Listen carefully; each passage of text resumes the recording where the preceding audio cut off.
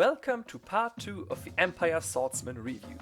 Last time we already analyzed the average damage output and defense of the Swordsman and other state troops. And this time, as promised, we will look at some cost effectiveness tests, range defense and potential synergies. So let's go!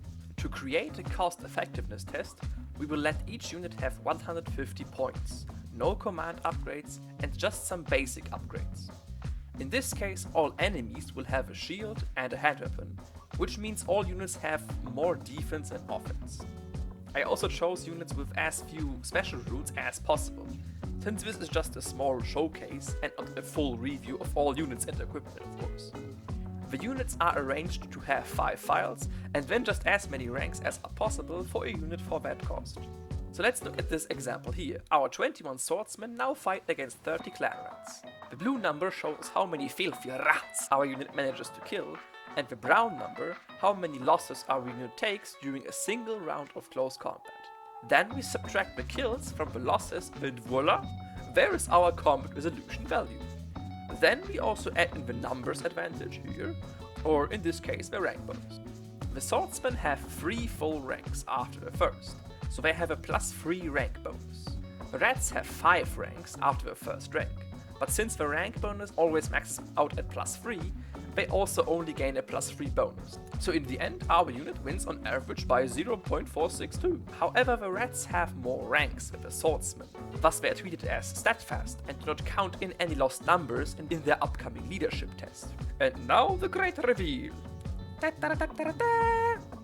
Yay, more numbers! So let's go to the analysis. As we can see, all 3 units win against clan rats, but lose in terms of a damage exchange against all other targets.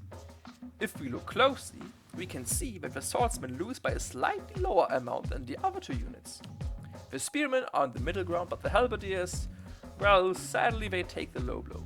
Against dwarves, it's actually the best result for a swordsman. Due to the slight numbers advantage, the swordsmen win the combat by a small amount, whereas both other choices lose even with a numeral advantage. This again shows us how effective swordsmen can actually be against targets with weapon skill 4 in comparison. Against orc boys, however, the swordsmen prove to be less effective. Not because they lose harder, because they don't, but since they do not have more ranks than the orcs, they actually are not stat fast, which means that they tend to break easier from combat. And this is also true for most fights. Due to their numeral disadvantage, the swordsmen tend to have a lower rank bonus, or lower ranks in general, and run out of the statfast bonus slightly faster than their counterparts. So that's it for melee. Now against range. The halberdiers can take a shield, so then their point value matches exactly the value of the swordsman, and both units have the same chance of resisting missile fire. Against small firearms like bows and short bows, this means a 33% chance of blocking. The spearman with its shield also has the same chance of blocking.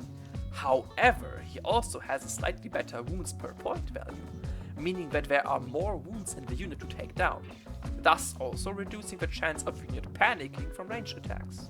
And theoretically speaking, if you use spearmen with no shields at all, you actually have the cheapest core unit in the Empire, able to swarm most enemies and drown them with attacks. I have not tried this one in practice yet, but maybe it's worth it, maybe. Now a few words about synergies. One of my favorite Imperial buffing heroes is the Warrior Priest.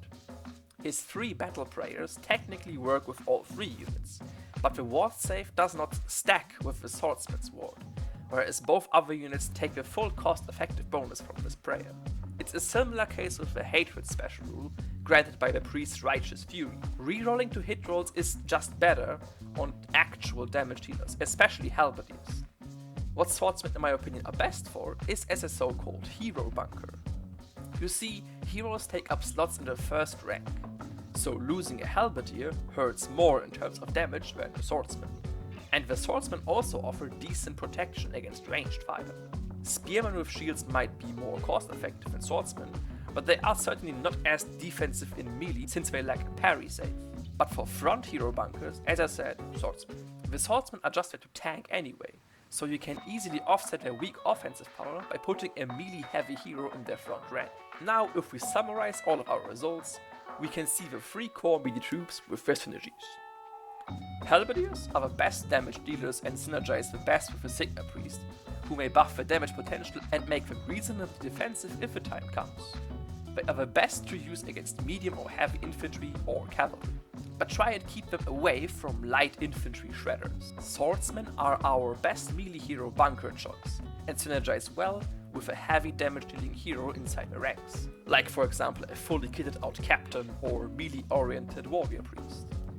Their damage output is rather lackluster, but in combination with their defense it makes them very cost effective. Spearmen are the cheapest option and the easiest to amass, so you have an easier time of building big blocks of units for your army. They have the most cost effective defense against ranged attacks due to their potential numerical advantage, and they are also the best at blocking unarmored monsters like giants. They work well as a backline bunker for mages or alternatively with a warrior priest for more frontal damage output. Remember that they can't use their spear for charging, so they are better at a more defensive position. There are of course a lot of potential synergies, and we will see them over time when we look into more of the Imperial heroes and buffing shrines and whatever. For now that's it for the Swordsmen and part 2 of their review. I hope you liked it, and I'm always happy about some ideas for future unit analyses. Until the next video, ciao! For future unit analyses.